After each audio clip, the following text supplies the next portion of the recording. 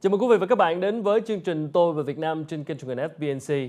Thưa quý vị, Boston Consulting Group, hay còn gọi tắt là BCG, là một trong những tập đoàn tư vấn quản trị hàng đầu của thế giới.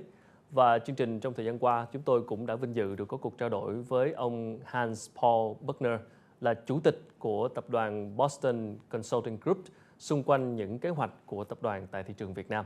Mời quý vị cùng theo dõi đoạn phỏng vấn sau đây. Thank you so much for coming. Thank you for your time. Thanks for having me. So what does Vietnam's market mean to you? Well, Vietnam is a vibrant market, a vibrant society, lots of dynamic, lots of change for over the last 20 years, 90 million people, approaching 100. So it's a great opportunity for business to operate here, both domestic and foreign. And it's also a great opportunity for us supporting companies, again, both domestic and foreign, to expand and build and expand their business here. What would be a typical profile of clients for BCG in Vietnam's market? Well, I'm not sure whether there's any typical client, but we have clients among the public entities, so provinces, we have SOEs, we have private companies, and we also have some foreign companies who want to build their business here or expand their business here. People have talked a lot about the moving east from the west. How is that move right now from your experience? Well, I think it still continues. Despite the fact that growth rates in China and India, also in Southeast Asia, have come down a bit, but the growth rates here in the Asian emerging markets are still much higher than they are in Japan, in Europe, and North America.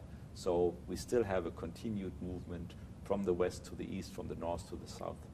And how is the rise of Asia affecting Western business models? Well, clearly it intensifies competition.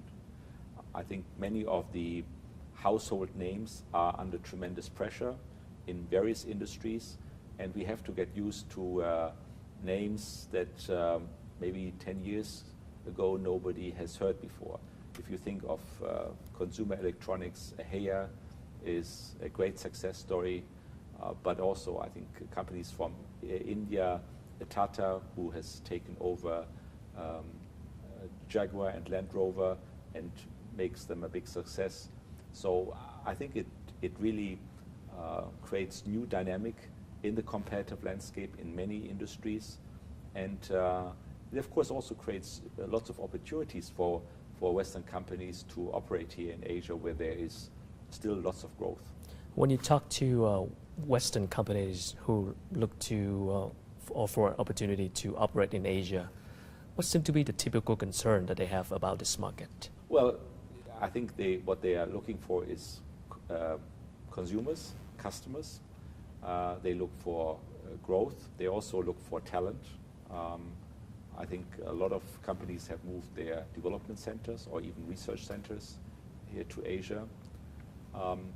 And then, of course, they also look for opportunities to expand their business. What they're worried, of course, is, as I mentioned earlier, the competition from Asia. And in China, for example, they're also worried about protection of intellectual property.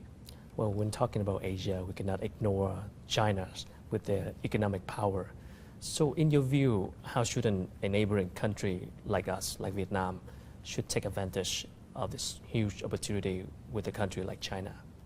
Well, China is a great source of products, and buying low-cost products is always an opportunity, but it's also a great market, and so the Vietnamese companies can use China to produce products, but also to sell products.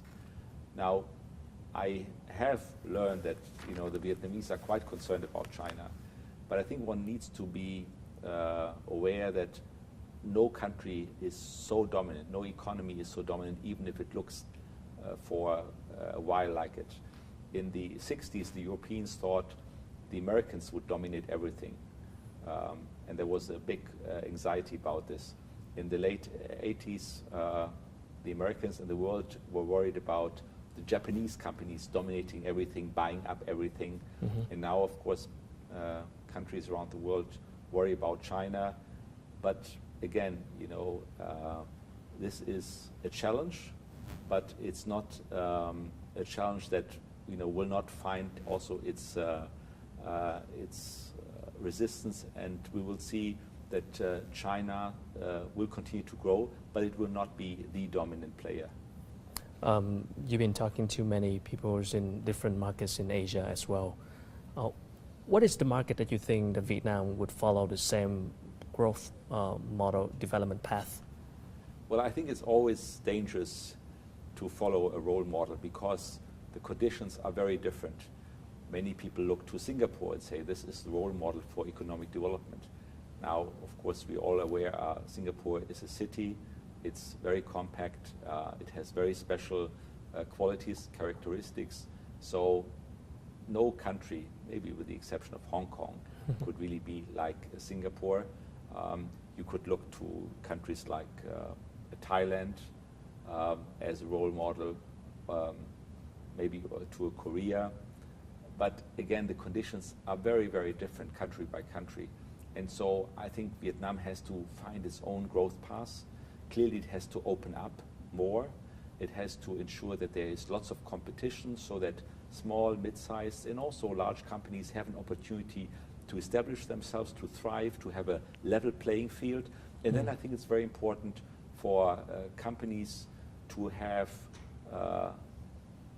good institutions, good government institutions, so that the rule of law is ensured.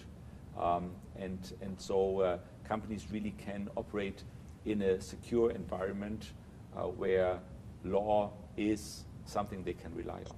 So what do you think about the roles of state-owned enterprise in terms of supporting the whole economy, supporting the companies to be more competitive? Well, I think there is a clear need to medium to long term to privatize state-owned enterprises, especially when state-owned enterprises have a quasi-monopoly in certain sectors. The likelihood that a monopolist is really very productive and very efficient is not very high. And therefore, it is really important to create competition in each sector, in each industry, and therefore really raise the performance of companies and of the economy overall. Medium term, I would think it is important to privatize SOEs and to ensure that there are lots of players in every industry. So how is the rise of the middle-class consumers creating opportunities for business nowadays? Well, clearly everybody talks about the middle class because the middle class has more income, which they can then also use in order to increase consumption. And that is the big market. And the larger the middle class, the larger the demand for cars, for motorcycles, for all kinds of consumer products, for housing. And that itself creates enormous opportunities for companies and also growth in the overall economy.